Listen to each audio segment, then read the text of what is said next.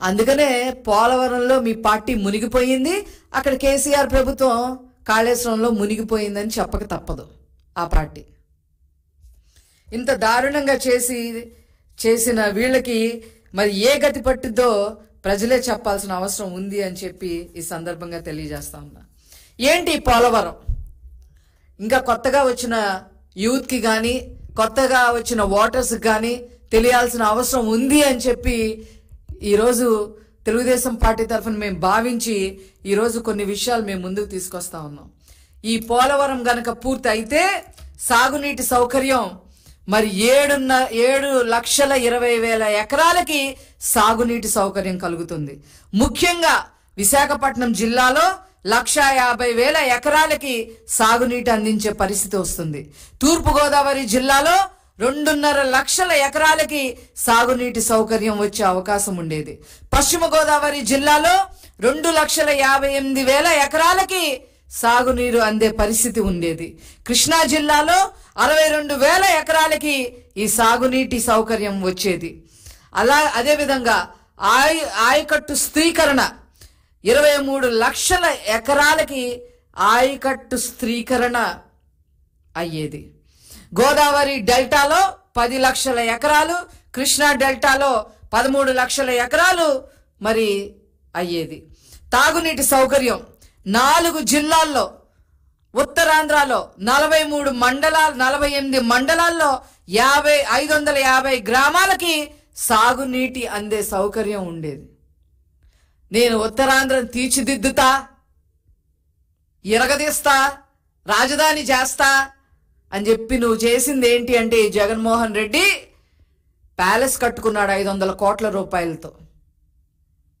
ఆ ప్యాలెస్లో చూసాం మేము, 1, 2, 3 అందే. ఒకటేమో ఆయనకి వాళ్ళ ఆవిడకంట, ఒకటేమో వాళ్ళిద్దరు పిల్లలకంట, ఒకటేమో ఒకళ్ళకి, ఇంకొకళ్ళకేమో ఇంకొకటి. ఇదా మీరు చేసిన అభివృద్ధి ఉత్తరాంధ్రలో?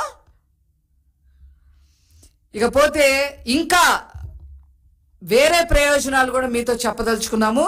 కృష్ణా నదికి 80 టీఎంసీలు వాటర్ మళ్లింపు చేసినట్లయితే అవి సాగర ద్వారా శ్రీశైలానికి వెళితే రాయలసీమకు కూడా నీళ్లు వచ్చేవి.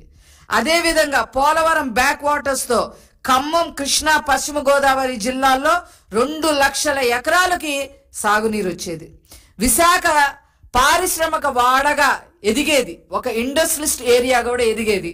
ఈ సాగునీటి 23.44 టీఎంసీలు ఒక్క విశాఖ ఇండస్ట్రియల్ ఏరియా పర్పస్ కోసమే వచ్చి ఉండేవి. అదేవిధంగా మనతో పాటు పక్క రాష్ట్రాలు ఒరిస్సాకి 5 టీఎంసీలు నీటి, అదేవిధంగా ఛత్తీస్గఢ్కి 1.5 టీఎంసీలు నీటి లభ్యత కూడా లభించేది. మొత్తం 194 టీఎంసీలు ఉపయోగించుకునే పరిస్థితి ఉండేది. గోదావరి నీళ్లు ప్రతి ఏటా 2,000 టీఎంసీ నీళ్లు సముద్రంలో కలిసిపోతా ఉన్నాయి.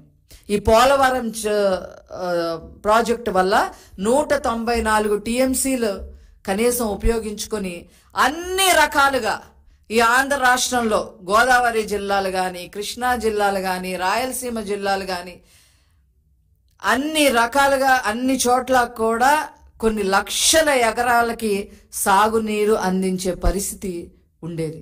అది లేకుండా చేశారు. ఏం పుట్టకండి మీది జగన్మోహన్ రెడ్డి గారు, ఏం పుట్టకండి ఇది. కనీసం చంద్రబాబు నాయుడు గారు 72% పూర్తి చేసిన తర్వాత వాదనలకి దిగకుండా దాన్ని ఎంతో కొంత ముందుకు తీసుకొని వెళ్ళుంటే ఎంత బాగుండేది. ఇవి చేసింది కాక చేసిన దాన్ని డ్యామేజ్ చేశారు. నారా చంద్రబాబు నాయుడు గారు ఏ పురోగతి అయితే చూపించారో పోలవరం ప్రాజెక్టులో దాన్ని డ్యామేజ్ చేసి పెట్టారు. ఖచ్చితంగా గోదావరి అమ్మ మీ సంగతి తెలుస్తుంది, తగిన మూల్యం మీరు చెల్లించుకుంటారు. ఇవి నారా చంద్రబాబు నాయుడు గారి వల్లే సాధ్యం అవుతుంది. పోలవరం ప్రాజెక్టు చేసి తీరతారు, వారేంటో మరొక్కసారి నిరూపిస్తారు అని చెప్పి ఈ సందర్భంగా నేను తెలియజేస్తూ నేను సెలవు తీసుకుంటున్నాను.